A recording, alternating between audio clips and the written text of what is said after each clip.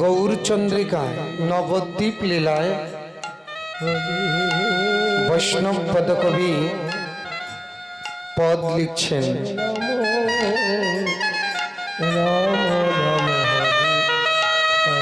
দিবাবসানে সুরধ্বনি গঙ্গার তীরে, সুরধ্বনি গঙ্গার তীরে শচীনন্দন গৌর হরি অন্তরঙ্গ ভক্তদেরকে সঙ্গে নিয়ে খেলা খেলিতেছে।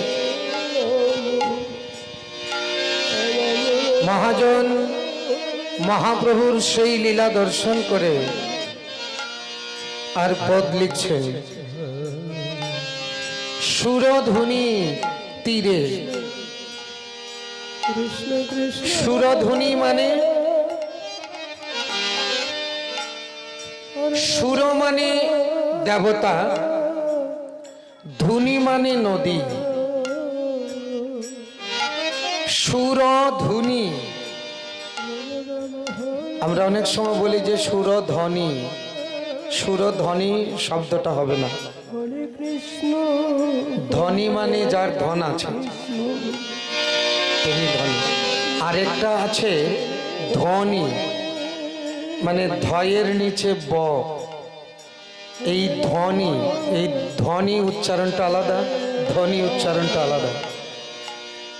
তাহলে একটা হয়েছে ধ্বনি মানে যে যার ধন আছে, আরেকটা হয়েছে ধ্বনি। ধ্বনি মানে এই যে শব্দ, আওয়াজ।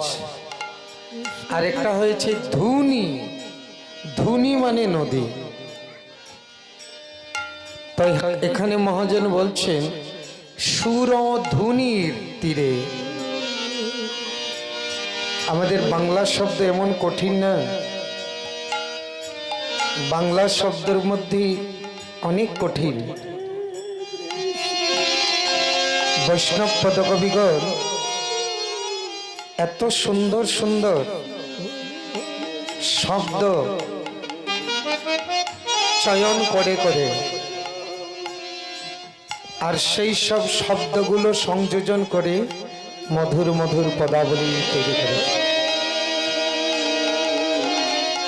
পৃথিবীতে যত সাহিত্য আছে সবচেয়ে শ্রেষ্ঠ সাহিত্য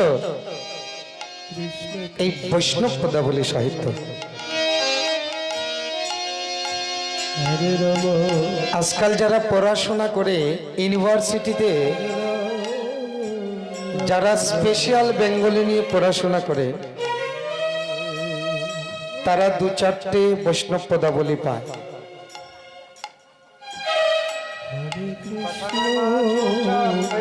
কৃষ্ণ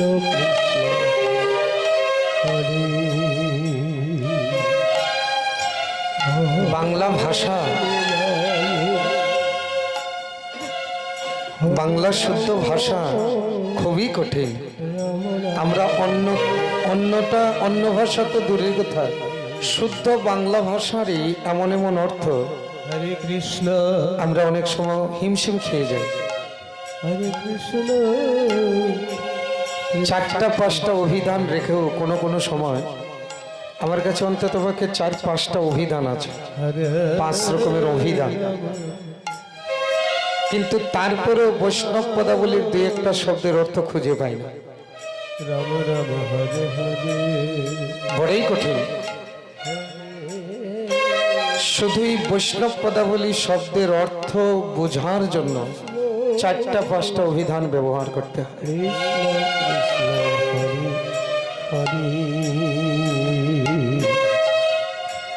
তাহলে সুরধ্বনি মানে দেবনদী গঙ্গা।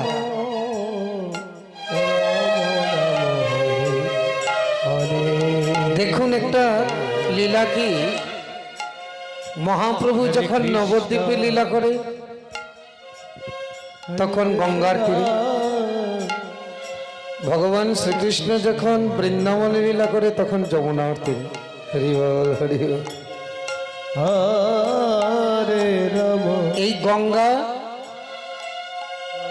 বামন ভগবানের চরণ ধৌত জল।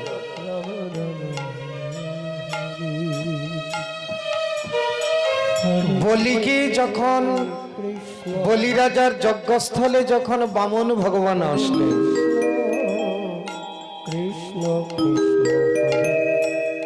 দেখলেন ছোট ব্রাহ্মণ অঙ্গের জ্যোতিতে একেবারে সবার চোখ ঝলসে যাচ্ছে। বলি রাজার গুরুদেব শুক্রাচার্য, আর শুক্রাচার্যের আদেশে উনি 100টা যজ্ঞের জন্য দীক্ষিত হয়েছিলেন।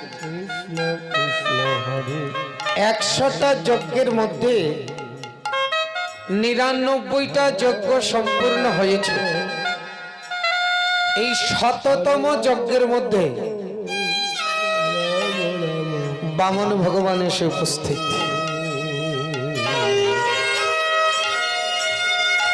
100 যজ্ঞ যে করতে পারে সে যখন তখন ইন্দ্রপদ প্রাপ্তি হবে। মানে বর্তমানে যে ইন্দ্র আছে সেই ইন্দ্রপদ থেকে পদত্যাগ করে যদি কেউ 100টি যজ্ঞ করতে পারে তাকেও পদে ভূষিত করতে হবে।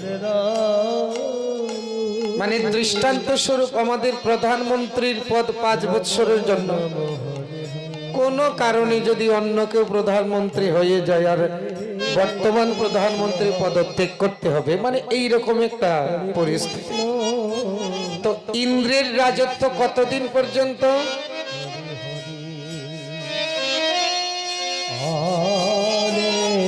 1 মন্বন্তর। 1 মন্বন্তর পর্যন্ত 1 ইন্দ্রের রাজত্বকাল। 1 মন্বন্তর কত যুগ? এই কলিযুগের পরমায়ু 4,32,000 বছর। এই যে কীর্তন শুধু শুনলেই চলবে না, কিছু মনে রাখতে হবে। কলিযুগের পরমায়ু কত বললাম? 4,32,000 বছর। বর্তমানে চলছে 5,249 বছর। তো 4,32,000-এর মধ্যে 5,000 বাদ দিলে আরো 4,27,000-ই বাকি। কিন্তু অনেকে বলবে, দেখবেন যে এখন নাকি কলিযুগের শেষ। অনেকে বলে এখন কলির শেষ, বলে তারা কলিযুগের হিসাব জানে না। তাহলে কলিযুগের পরমায়ু 4,32,000 বৎসর, তার 2 গুণ দাপর, 3 গুণ ত্রেতা, 4 গুণ সত্য। এইরকম সত্য, ত্রেতা, দাপর, কলি 71 বার ঘুরলে, মানে 71টা সত্য যুগ, 71টা ত্রেতা যুগ, 71টা দাপর যুগ, 71টা কলি যুগে 1 মন্বন্তর। বুঝা গেল? তো এই 71টা সত্য, ত্রেতা, দাপর, কলি যুগ সমান 1 ইন্দ্রের রাজত্বকাল।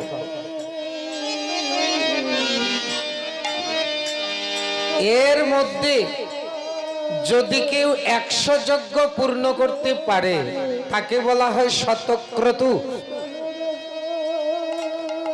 আর এই শতক্রতু যে হবে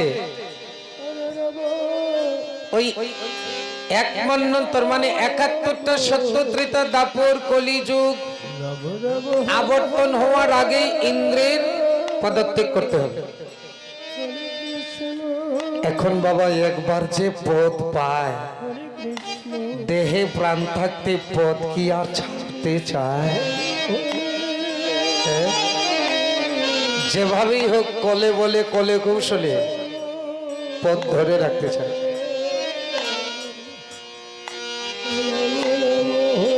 একবার যে পদ পায়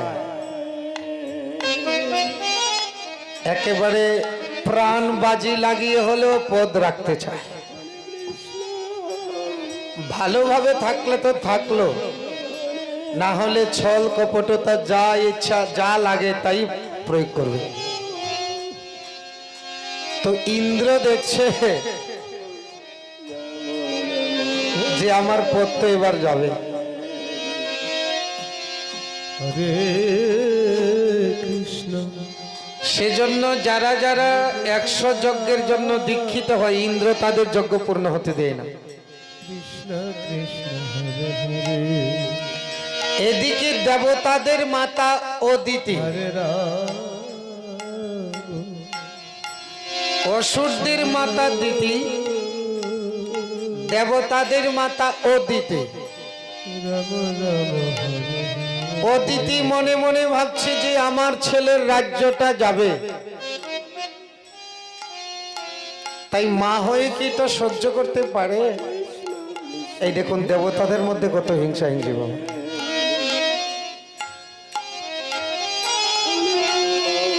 অদিতি মাতা গিয়ে কশ্যপ ঋষির কাছে প্রার্থনা করলেন। তো দেখলেন কশ্যপ ঋষি দেখলেন অদিতি মায়ের মুখখানা কালো। বলছে কি হলো দেবী, মুখখানা কালো কেন? বলে আমার ছেলেরা দেবতার রাজা হয়ে দেবতা হয়ে বনে বনে ঘুরছে, তো যার সন্তানগণ বনে বনে ঘুরে সেই মায়ের মনে কি শান্তি থাকে? কোন একটা ব্যবস্থা করে। তখন কশ্যপ ঋষি বললেন দেবী এক কাজ করো, অসুররাও কশ্যপ ঋষির সন্তান আর দেবতারাও কশ্যপ ঋষির সন্তান, মা দুইজন, দিতি আর অদিতি।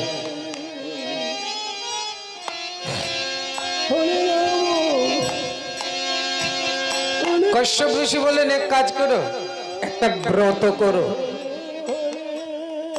কি ব্রত? নাম হয়েছে পয়ুব্রত। ফাল্গুন মাসের শুক্লা পক্ষে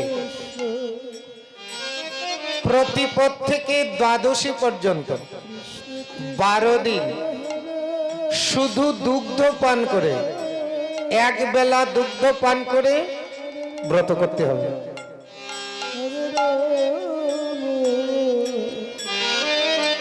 অদিতি তাই করলেন। ফাল্গুন মাসের শুক্লা পক্ষে প্রতিপদ থেকে দ্বাদশী পর্যন্ত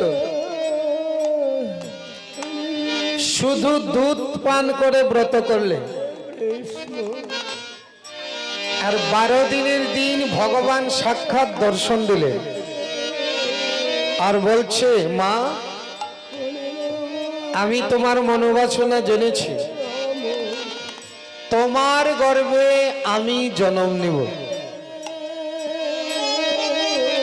ও মায়েরা, ভালো সন্তান পেতে হলে একটু সাধনা করতে হয়। আমরা সাধন করি না সন্তানের জন্য, তাই এমনি টপকে টপকে পড়ে, তো ইয়ার ভালো সন্তান হবে কি করে? অনেকেই সন্তানের যন্ত্রণায় কাঁদে, আমার ছেলেটা ভালো না, আমার মেয়েটা ভালো না। তো তাদেরকে বলি কি জানেন, মরিচ গাছ লাগিয়ে যদি বলেন আম ধরবে, কোনোদিন ধরে বাবা? আম পেতে হলে তো আমের গাছ লাগাতে হবে। এখন লাগিয়েছেন মরিচ, ভাবছেন আম দিবে, কি কোনোদিন হয়? মরিচের ঝাল তো লাগবেই। নিতাই গৌর হরি। আমরা সন্তান পাওয়ার জন্য সাধনা করি না। কি করে আমরা উত্তম সন্তান পাবো? সংযম নাই, ধৈর্য নাই, সাধনা নাই।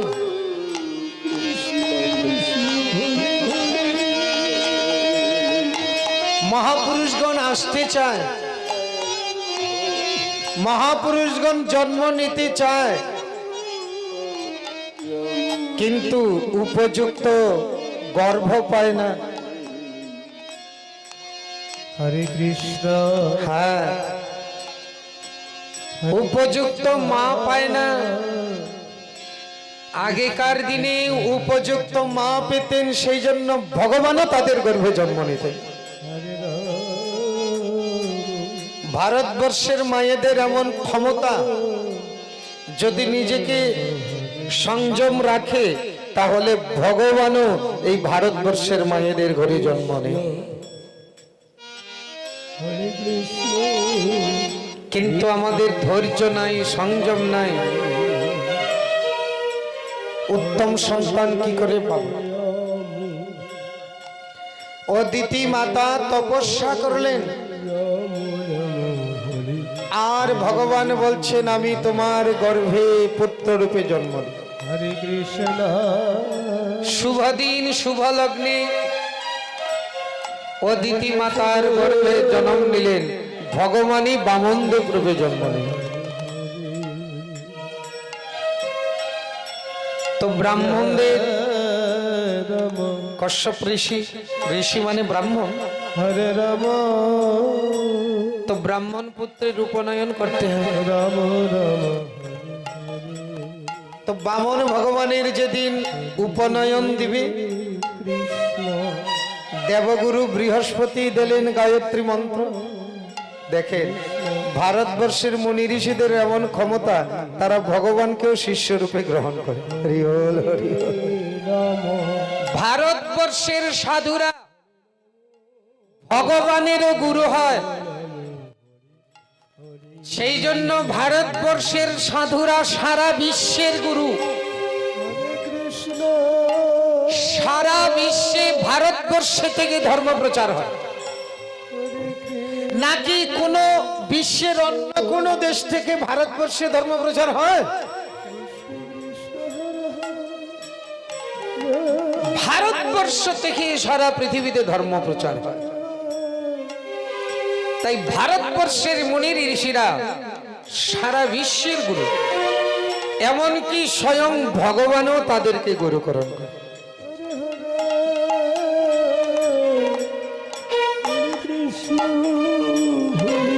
দেবাদিদেব মহাদেব দিলেন রুদ্রাক্ষের মালা, জগৎ জননী দেবী উমা মানে দুর্গা, অন্নপূর্ণা উনি দিলেন ভিক্ষা। তো উপনয়নের দিন ভিক্ষা নিয়ে গুরুদেবকে দিতে হয়। দেবগুরু বৃহস্পতিকে যখন ভিক্ষা নিয়ে দিলেন, দেবগুরু বৃহস্পতি বলছে এইটুকু ভিক্ষা হবে না, আমার বিশাল ভিক্ষা চাই, এই ত্রিভুবন ভিক্ষা চাই। বলে এইরকম ধনী কে আছে? দেবগুরু বৃহস্পতি বলছে একজন আছে। কে? বলে বলি মহারাজ। কোথায়? বলছে নর্মদার তটে ভৃগুকচ্ছ নামক স্থানে। 100টা যজ্ঞের জন্য দীক্ষিত হয়েছে, 99টা যজ্ঞ হয়ে গেছে, বর্তমানে 100তম যজ্ঞ পূর্ণ হতে চলেছে। সেখানে গিয়ে বলি রাজার কাছ থেকে ভিক্ষা মেগে আনো।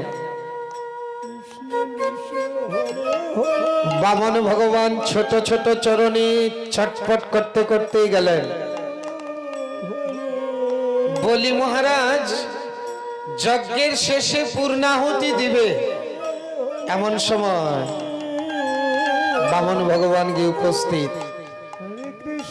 যজ্ঞে যারা ঋত্বিক, যজমান, বলি রাজা সহ যারা বসেছিলেন, হঠাৎ দেখছে একটি ছাতা মাথায় আর দণ্ডকমণ্ডল হাতে, কৌপিন বহির্বাস, ছোট ছোট চরণে ছটফট করতে করতে মনে হচ্ছে যেন সূর্য মাটিতে নেমে এসেছে নাকি।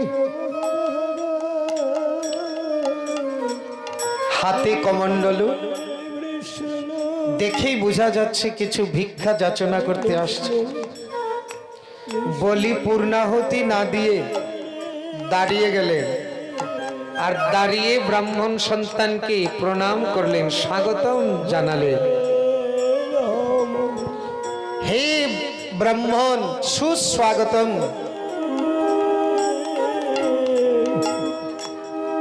আজ মনে হয় আমি ধন্য, আমার কুল ধন্য, আমার যজ্ঞ ধন্য। আপনার মতো ব্রাহ্মণ দেবীর আগমনে, পদার্পণে, চরণ ধুলিতে আজ আমার কুল পবিত্র, আমার জনম ধন্য হয়ে গেছে। প্রণাম। হে ব্রাহ্মণ তনয়,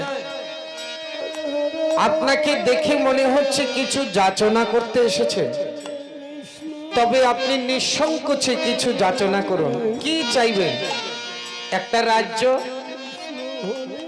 না হয় হাতি ঘোড়া সোনা রূপা, ভূমি প্রাসাদ,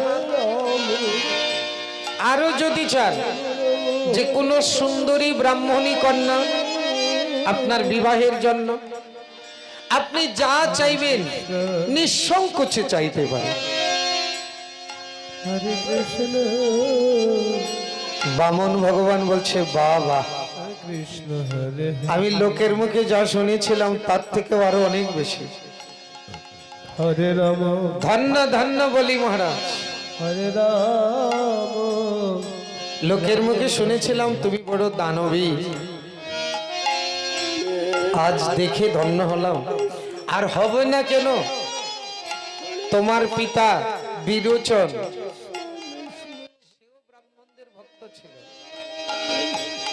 মানে বলি মহারাজের বাবা। আয় আয়, হরে রাম রাম রাম হরে হরে বলি মহারাজের পিতা বিরোচন, উনি এমন ব্রাহ্মণ ভক্ত ছিল, হরে কৃষ্ণ হরে দেবতারা ছলনা করে ব্রাহ্মণ বেশ ধরে এসে বিরোচনের কাছে বলছে তোমার আয়ু চাই। বিরোচন তার আয়ু দিয়ে দিল। রাম তার পুত্র বলি হরে রাম বলে তোমার পিতাও ব্রাহ্মণদের খুব ভক্ত ছিল, তোমার পিতার কথা কে না জানে। বলি মহারাজ ভাবছে, দেখা যায় ছোট্ট ব্রাহ্মণ আমার বাবার কথাও জানে। হরে কৃষ্ণ বলে বিরোচনের যে পিতা, তোমার যে পিতামহ প্রহ্লাদ মহারাজের কথা কে না জানে। বলি মহারাজ খালি চোখ বড় হচ্ছে, ওরে বাবা, বাবার কথাও জানে, ঠাকুর দাদার কথাও জানে, রাম রাম আর প্রহ্লাদের যে পিতার কথা হিরণ্যকশিপুর খবর কে না জানে। হরে কৃষ্ণ আর হিরণ্যকশিপুর যে পিতা কশ্যপ ঋষি, তার কথা এ জগতে কে না জানে। বলি মহারাজ বলছে, দেখা যায় ছোট্ট ব্রাহ্মণ আর আমার 14 পুরুষের খবর জানে, সাধারণ ব্রাহ্মণ না, ব্রহ্মজ্ঞানী ব্রাহ্মণ। বলি মহারাজ খুব আনন্দিত। কৃষ্ণ বামন ভগবান এবার বলছে, দেখুন বলি মহারাজ, আপনাকে আমি জানি, হরে কিন্তু আমাকে তো আপনি জানেন না। আমি জেনেছি আপনার মতো দানি নাই, আর আমাকে তো চিনেন না।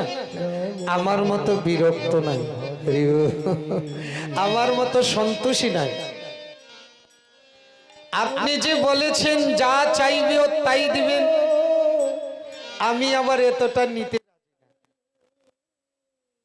তবে আপনার যদি শ্রদ্ধা হয় দেওয়ার জন্য, তাহলেই যে আমার যে চরণ দেখছেন, তো বলি মহারাজ দেখছে 4 আঙুল চরণ, আমার চরণে 3 পদভূমি আমি আপনার কাছে যাচনা করি। বলি মহারাজ শুনে বলছেন, হাসছেন আর বলে, দেখো কাণ্ড। আগে ভেবেছিলাম মনে হয় ব্রহ্মজ্ঞানী, এখন তো চাওয়া শুনে দেখলাম যে সত্যি বালকই। বালক শিশু কি মা বাবার কাছে চাইতে পারে যে আমাকে 1 লাখ টাকা দাও? শিশু চাইতে পারে?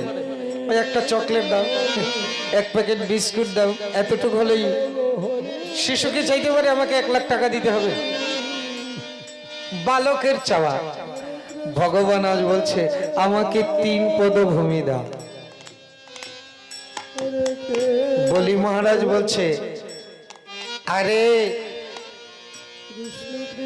3 পদভূমি যে আপনি চেয়েছেন, 3 পদভূমি না আপনার কাজে লাগবে না অন্যের কাজে লাগবে। আরে 3 পদভূমিতে তো আপনি ভালো করে দাঁড়াতেই পারবেন না। তো যে দান কোনো কাজে লাগে না, এই দান করা শাস্ত্রে, যে দান কোনো কাজে লাগে না সেই দান করতে নেই, শাস্ত্র নিষেধ। কিন্তু আজকাল তাই দান করে। দেখবেন এখানে যাদের যাদের বিয়ে হয়েছে, বিয়ের কালে যখন বাজারে যায় তো জামাইয়ের জন্য যখন ধুতি কিনে কৃষ্ণ তো দোকানদারকে বলে 12 হাত 13 হাত একেবারে ময়ূরপুচ্ছ ধুতি। কৃষ্ণ তো দোকানদার দিল, তো জামার জন্য একটা 12 হাত একেবারে চৌড়া পায়ের ধুতি, বলছে আরেকটা ধুতি দেন। এখন আরেকটা দিল এরকম, বলে না এটা এরকম না। বলে এটা কি রকম? বলে এটা পাছা তলি চলবে। বলে এটা কার জন্য? বলে এটা ব্রাহ্মণের জন্য, পুরোহিতের জন্য। কি হয় কি না? তো ব্রাহ্মণ যখন বিয়ের মন্ত্র বলতে বসে তখন ব্রাহ্মণের ধুতিটার দিকে তাকায়, তো তাকিয়ে তাকিয়ে মনে মনে ভাবে সারা রাত জেগে জেগে, সারাদিন উপবাস থেকে সারা রাত জেগে জেগে তোমাদের বিবাহ করাবো, আর সারা জীবনে তো একটাই ধুতি দিবে, তাও তোমাদের বিবাহের দিন। আর তোমাদের বিবাহের দিনে তোমাদের ধুতি শাড়ি 12 হাত 13 হাত, আর আমার ধুতিটা 5 হাত, মানে অর্ধেক। তো ব্রাহ্মণ মনে মনে ভাবে কি, যে কাপড় যখন অর্ধেক তো মন্ত্র অর্ধেক। কৃষ্ণ কৃষ্ণ হরে হরে কাপড় যখন অর্ধেক তো মন্ত্র অর্ধেক। হরে রাম একটা কথা আছে না, ওই কানা গরু ব্রাহ্মণেরা, রাম রাম এইরকম দান কেউ করবেন না। কম দিন কৃষ্ণ যে কোনো একটা কিছু দিবেন হরে কৃষ্ণ যেন সেবায় লাগে, ব্যবহারে লাগে, কৃষ্ণ কৃষ্ণ হরে এইরকম দান করতে নাই। হরে রাম তো বলি মহারাজ বলছে যে দান কোনো কাজে না লাগে সেই দান করতে নেই। এই 3 পদভূমি নিয়ে আপনি কি করবেন? বামন ভগবান বলছে, আমি বলছি না আমার মতো সন্তোষী নাই, আমি বেশি কিছু নেই না। বলে ঠিক আছে, আপনি যা বললেন তাই, আপনি 3 পদভূমি নেন। তো বলছে সংকল্প করো। আর এই 3 পদভূমির জন্য আবার সংকল্প? বলে নিয়ম তো নিয়ম, দান তো দান, ছোটও দান বড়ও দান।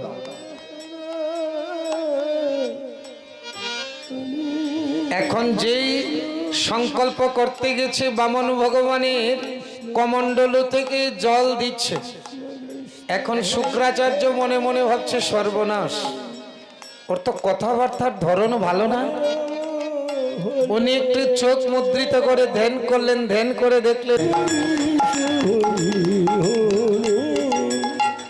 সংকল্প যখন করতে গেছে শুক্রাচার্য, ওই বামন ভগবানের কমণ্ডলু নদীর মধ্যে প্রবেশ করছে যেন জল না পড়ে। বামন ভগবান দেখছে আরে জল পড়ছে না কেন? ভগবান তো অন্তর্যামী, সব জানে। ও শুক্রাচার্য তুমি বাধা দিচ্ছ, দাঁড়াও। বলছে দাঁড়াও দাঁড়াও, আমি নলটা পরিষ্কার করি। একটি কোষ দিয়ে দিলেন খোঁচা, আর শুক্রাচার্যের বাম চোখটা হয়ে গেল কানা।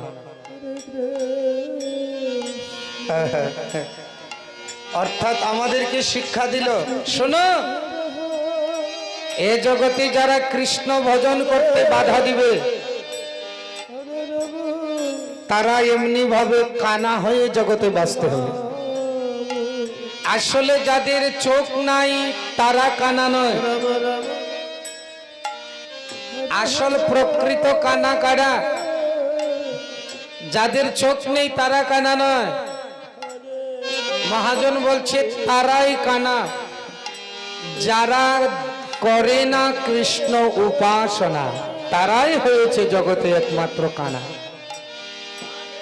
হরে রাম হ্যাঁ, হরে তারপর জল ঢাললেন, সংকল্প করলেন, সংকল্প করে যখনই ভূমিতে ফেললেন আর প্রণাম যখনই করলেন, এবার বামন ভগবানের চরণ ধীরে ধীরে বড় হতে লাগলো। একেবারে ভূ ভুবঃ জনঃ তপঃ মহ সত্য ধ্রুব সত্যলোক একেবারে উপরের 7 লোক একেবারে ব্রহ্মাণ্ডের আবরণ বেদ করে আর বিরজা নদীতে গিয়ে ঠেকছে। আর ওই বামন ভগবানের চরণ ধৌত হয়ে বিরজা নদীর জল পড়ছে।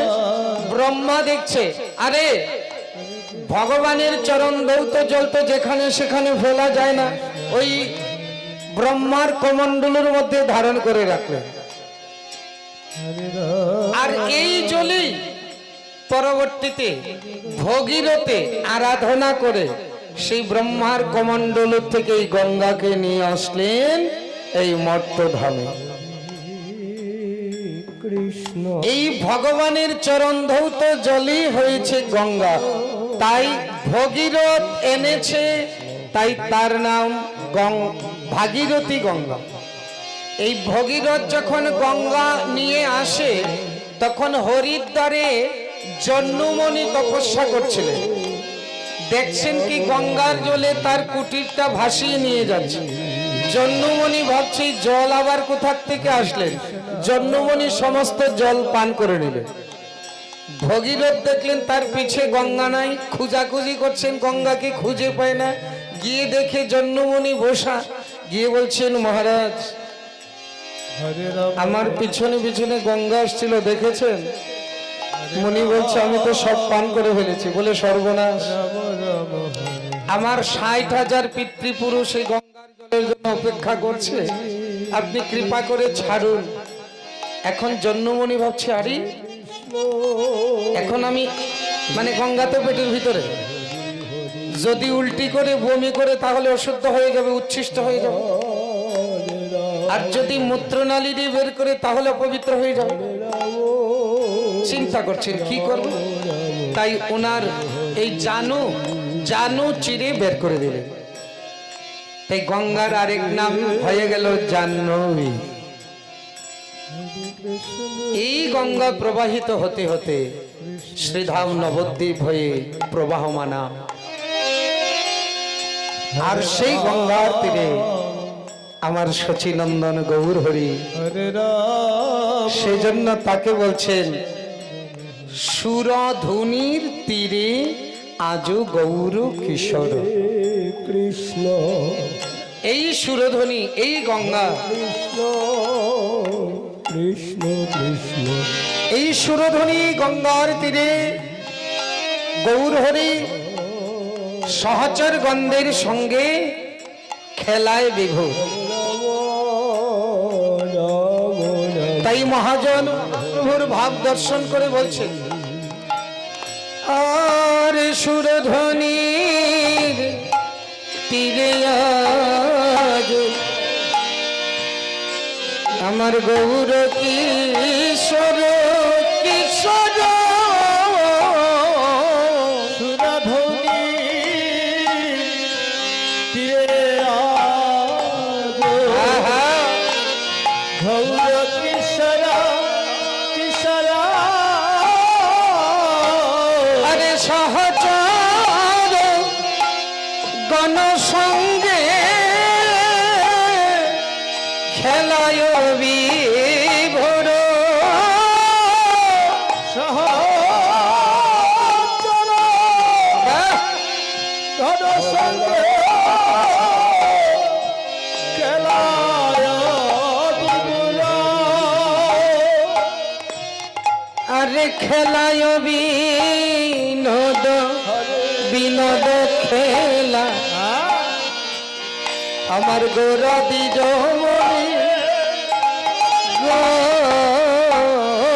খেলায় বিনোদ খেলা আমার ঘোরা দিল